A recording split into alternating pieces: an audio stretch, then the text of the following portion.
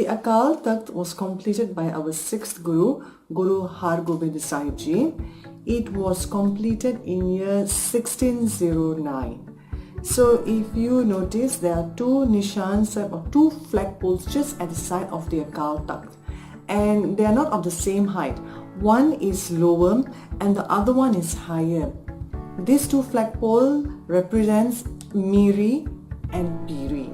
So the flagpole which is closer towards Harmandir Sahib is called Piri, which means godliness, which just shows that spirituality power is always higher than the worldly power, whereas the flagpole which is closer towards Akal Takht is much lower. That is Miri, which represents worldly power, money matters.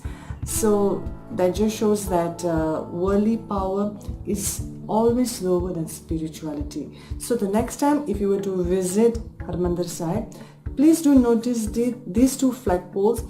The one which is the one which is closer towards Harmandir Sahib is higher, that's called Piri, and the flagpole which is closer towards Akal Takht is called Miri.